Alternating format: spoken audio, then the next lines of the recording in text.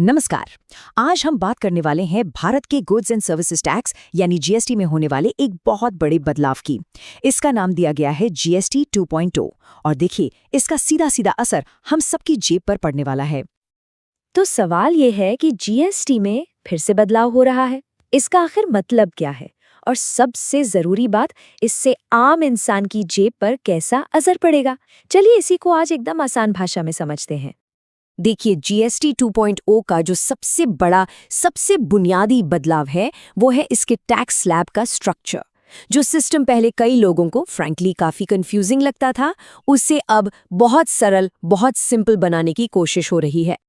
तो देखिए पहले क्या था और अब क्या होने वाला है। पुराने सिस्टम में 5, 12, 18 और 28% के 4 मेन स्लैब थे। अब नए सिस्टम में इन चारों को घटाकर सिर्फ 2 कर दिया गया है।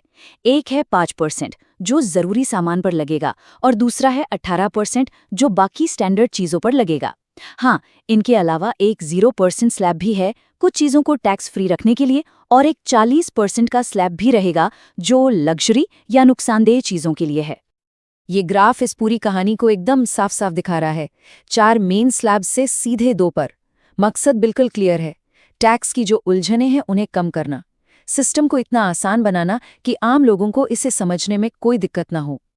लेकिन सवाल ये उठता है कि भाई इस बड़े बदलाव की जरूरत अभी ही क्यों पड़ गई? तो इसके पीछे सरकार ने 4 मुख्य वजहें बताई हैं। आइए एक एक करके इन्हें समझते हैं। तो देखिए, सबसे पहली और बड़ी वजह है सरलीकरण। लोग अक्सर 12 और 18% के स्लैब में कंफ्यूज हो जाते थे, उसे खत्म करना है। दूसरी वजह है आसान कंप्लायंस, मतलब छोटे और मीडियम बिजनेस जिन्हें हम एमएसएमईज कहते हैं, उनके लिए टैक्स फाइल करना आसान हो जाए। तीसरा, महंगाई पर कंट्रोल करना ताकि रोजमर्रा की जरूरी चीजें सस्ती हों। और चौथा, डिमांड को बूस्ट करना, मतलब बाजार में मांग बढ़े, लोग ज्यादा खर्च करें और खासकर त्योहारों के सीजन में इकोनॉमी को एक पुश मिले। चलिए अब आते हैं सबसे जरूरी हिस्से पर कि इन सारे बदलावों का असल जिंदगी में हम पर क्या असर होगा, मतलब किसको फायदा होने वाला है और किसकी जेब से ज्यादा पैसा जाएगा।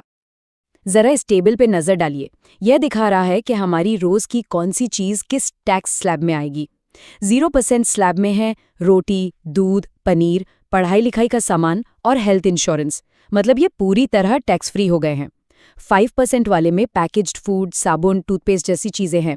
फिर आता है 18% का स्लैब जिसमें टीवी, एसी, फ्रिज, छोटी कारें और टेलीकॉम सर्विसेज शामिल हैं। और आखिरी में है 40% का सबसे ऊंचा स्लैब जिसमें सिगरेट, तंबाकू, कोल्ड ड्रिंक्स और लग्जरी गाड़ियां जैसी चीजें रखी गई हैं। तो फिर इस पूरे बदलाव से फायदा किसे हो रहा है? देखिए, सबसे पहले तो आम आदमी को, क्योंकि रोज की बहुत सी जरूरी चीजों पर टैक्स कम हो जाएगा। दूसरा, हेल्थ सेक्टर को बड़ी राहत मिली है। इंश्योरेंस और जीवन बचाने वाली दवाइयां अब टैक्स फ्री हैं। और तीसरा बड़ा फायदा एफएमसीजी कंपनियों को हो सकता है, मतलब जो रोज इस्तेमाल होने वाले प्रोडक्ट्स बनाती हैं। उम्मीद है कि उनके सामान की डिमांड बढ़ेगी। और वहीं दूसरी तरफ कुछ लोगों को अब ज्यादा टैक्स देना पड़ेगा। जो लोग लग्जरी सामान खरीदते हैं जैसे महंगी गाड़ियां या प्राइवेट जेट्स, उन पर टैक्स का बोझ बढ़ जाएगा।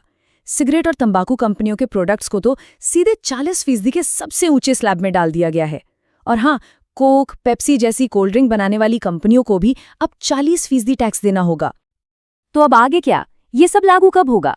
चलिए जीएसटी 2.0 की टाइमलाइन और भविष्य की योजनाओं पर भी एक नजर डाल लेते हैं। तो ये जो नया जीएसटी 2.0 सिस्टम है, इसे 22 सितंबर 2025 से पूरे देश में लागू करने का प्लान है। और ये तारीख भी बड़ी सोच समझ कर रखी गई है, नवरात्रि के त्योहार से ठीक पहले, ताकि फेस्टिव सीजन की खरीदारी से इकोनॉमी को एक जोरदार किक स्टार्ट मिल सके। तो क्या कहानी यहीं खत्म हो जाएगी? जी नहीं, बिल्कुल नहीं। सरकार की नजरें अब जीएसटी 3.0 पर हैं। भविष्य का विजन है 100% डिजिटल कंप्लायंस और टेक्नोलॉजी पर आधारित एक ऐसा रिफंड सिस्टम जो अपने आप काम करे। और आखिर में एक बड़ा सवाल, क्या ये नया बदलाव जीएसटी के उस पुराने वादे को पूरा कर पाएगा जिससे एक अच्छा और सरल टैक्स कहा गया था? खैर, इसका जवाब तो आने वाला वक्त ही देगा।